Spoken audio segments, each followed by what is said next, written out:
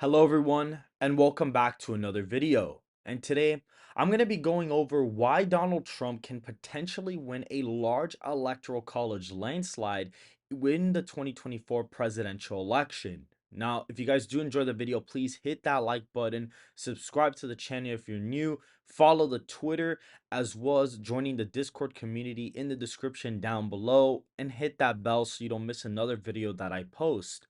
And without further ado, let's get right into the map. And so pretty much, guys, as of right now, Donald Trump, this is effectively the battleground, map according to RCP, basically Minnesota, Wisconsin, Michigan, Pennsylvania, North Carolina, Georgia, Arizona, and Nevada, as well as Nebraska's second congressional district are all basically toss-ups according to RCP. However, if you look into these polling leads, they are actually massive leads for the former president. If you look at Michigan, for example, this is one of them. He leads by 3.6 percentage points. And if you look back then on March 10th in 2020, this exact same day, 4 years ago, Biden was leading Trump by 5 points. And in 2016, Clinton was ahead by 9 points in the aggregate, which is really, really interesting to look at. If you look at the state of Pennsylvania, you could see Biden and Trump are basically neck and neck. However, if you look at the five-way scenario, which is what's going to happen, there's going to be a large third-party vote share. Trump's actually up in the state by 4 percentage points.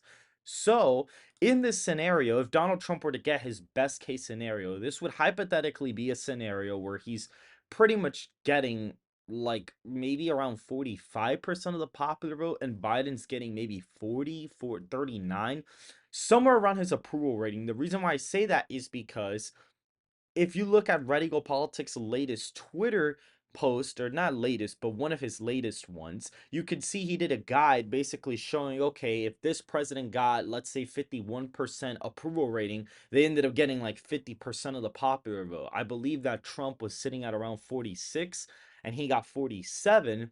And then Biden was sitting at like a 40, I think he was sitting at 52% in 2020, and he got 51% of the popular vote, and he actually almost got 52. He was 0.6% away from getting that. So it's actually quite funny that the approval ratings kind of match what the popular vote tends to be. The only scenario where that didn't happen was Bill Clinton in 1996. He had a 54% approval rating, but only managed to achieve 49% because of the fact that there is a massive third party vote share with Ross Perot. So that threw things for a loop a little bit. And I think that RFK is generally going to make a big impact on the election by taking a lot of votes away from Biden. So will Cornel West, so is Jill Stein. So because of that, in this landslide scenario for Trump, he would basically, be winning all of these states by a safe red margin. These wouldn't really be a problem for him. Nebraska's first in the at-large vote wouldn't be a problem. He'd be winning Maine's second congressional district by a safe margin at this point. Alaska would be a safe margin. Iowa and Ohio would be new states added to the plus 15 margin. In this scenario, I honestly think that Trump could win both of these close to, anywhere from 17 and 19 percentage points. South Carolina is also a safe Republican state overall. And the state of Florida is going to join the plus 15 column. If we look at the 2020 results, you can see, Trump got about 5.6 million votes to Joe Biden's 5.2 million votes. And you'll see that in places like Miami-Dade, he managed to perform very, very well. He only ran behind by 6 points. And if you look at the swing, he actually made Miami-Dade 22 points more Republican than the previous cycle. So because of that, I do think he's actually going to be able to, if RFK were to take a high percentage of the popular vote share, I think he would win Miami-Dade by close to 10 points. I think he'd win West Palm Beach. I think he'd win Pinellas for sure. He'd get Duval. He'd possibly even make Orange County competitive and get Seminole County and Osceola County. He'd definitely get these for sure in that scenario. So I could see him possibly winning the state by over 15 points in a scenario with a high third-party vote share. For Texas, though, I think it wouldn't be plus 15, but it would be close to it. I think it'd be around a 13 to 15 point win. It would basically be borderline safe at that point. But in this case, I'd say maybe it's a R plus 14 margin. Greg Abbott won by 10 points there. And I think that if you look at the state, Donald Trump made massive gains in the southern border area. And because of that, he was able to kind of reverse some of the trends in the suburban areas. However, I think a lot of suburban trends are going to stagnate, especially if RFK is taking a high percentage of the vote share. You can make the argument that if these stagnate, Trump is going to still increase in the southern border area. Even if you look at Biden's primary performance, he did very badly there for a Democratic incumbent. Two random Hispanics from California running for president managed to get 20%, 30% of the vote in some of these southern bordered counties. And I think Biden actually lost a county over here. I think it was Winkler County that he actually lost, but I could be mistaken about that. He lost that county to a random in the primary. And so if you look at the state, I think it does vote for Trump by probably 14 points in that scenario. Now, for the safe Democratic states, the only ones on the map are Vermont, Massachusetts, Maryland, DC. These are the only safe Democratic states, and they'd be significantly closer. I think Biden would be able to win them by over 15. I just can't see him winning them by, like 20 even. I mean, maybe Massachusetts and Maryland are over 20, but like even Vermont might fall under 20. Like it's a bad map because RFK is going to take a lot of votes away from here. I think that for the likely Democratic states, I think California would be a state that would be likely. There actually is polling data where if you include all the third party candidates, Biden's only ahead by 12 points in the state. I actually think in this scenario, Biden would fall under 10. He'd probably only win it by 8 points in this case. As of right now, I could see him winning it by 8 in a best case scenario for Donald Trump. I think in the state of, let's look at more likely Democratic states. I think, for example, I think maybe Hawaii would be a likely Democratic state. Possibly he only wins it by 6 points. It could even fall under lean depending on how you look at it.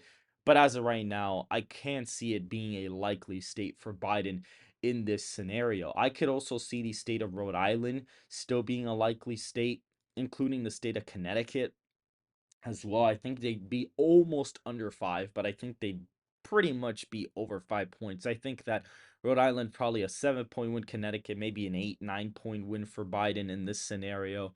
I think Maine's first would probably be likely, probably would fall under like 10 at this point. I think it'd probably vote for Biden by only 8 or 9 points in this particular scenario. Now, more likely states for Donald Trump, Wisconsin is going to be a likely state that gets added. If you look at the state, there's so much room to grow, and he was able to grow in some of the rural areas.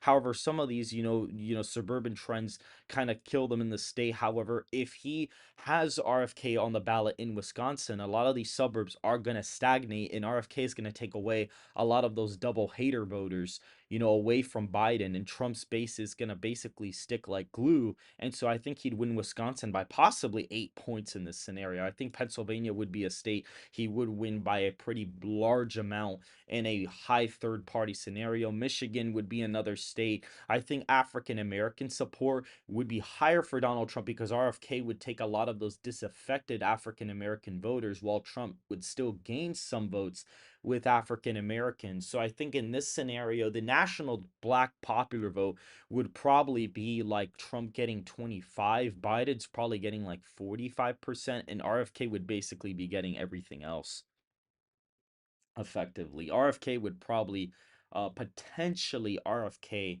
Maybe Trump gets a higher black vote than him, like percentage wise, but I don't know. That's something to be determined. But all I know is that RFK would end up taking quite a bit of the share there. I think North Carolina would be close to 15. I think it would be probably an 11 or 12 point win for the president. I think he'd win it by a decent amount. I think Georgia would be like an 8 or 9 point win for Donald Trump. I think in a scenario where there is a high third party vote share, I think Donald Trump would take the state by a very, very massive amount. I also think in the state of Arizona, I think Trump would probably win it by 6 to 7 points if there was a high third party vote share. A lot of polling with a lot of third party candidates does show Arizona being a landslide victory for Donald Trump for the most part. Now, for the lean Democratic states, I think Washington falls under a lean Democratic category. I think it does vote under five. However, I still don't think it manages to flip. I think Delaware would be a state that probably does still vote for Biden in this scenario. I think it'd probably be like a 3-point win for Biden at this point in time. And that is basically all of the likely states or lean states for Joe Biden. That's it. That's literally it. If you go to New Mexico would be a lean state. I think RFK would take away a lot of the white suburban vote that makes the state more democratic. And with Trump gaining with Hispanics, I actually think he'd probably be able to pick off the state by a couple of points. I think another state he'd be able to pick off is Virginia. Virginia in this scenario would be an easy pickoff. Because of the fact Trump has gotten the Youngkin endorsement, I think RFK would steal a lot of votes from Biden in like Loudoun County and many of the big urban areas. And I think that's going to hurt Biden's margin in the state. Trump would probably be able to win it by like a point or two in this scenario. I think Nevada, I forgot to fill that out, would probably be a likely margin in this scenario. I think that Nevada would be likely. It'd probably be right around where the polls are actually saying, because I think RFK would take a lot of votes away from Biden in like Clark County and Washoe County. So that would be another thing as well. I think New Hampshire and Minnesota would both be lean Republican states in this electoral college scenario. I think they are close. Like New Hampshire's only like a point win, and like Minnesota's like 2 points.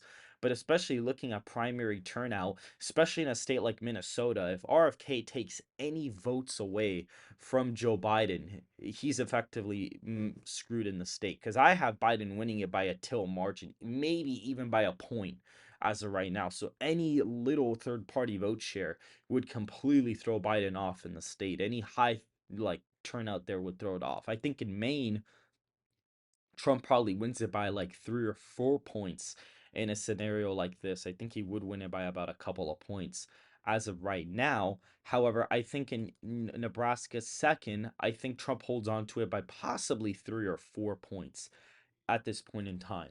Now, for the states like Illinois, I think Biden still holds on. I just think the state is too democratic to even flip in a even in a best case scenario. I think Biden would still hold on, but it would be a very competitive state. I do think a till democratic state could be Colorado. I actually think Colorado could be a till democratic state in this case. However, I don't think it's still going to flip just because the state is so dem. I don't think it would. I think Oregon would probably stay with Biden.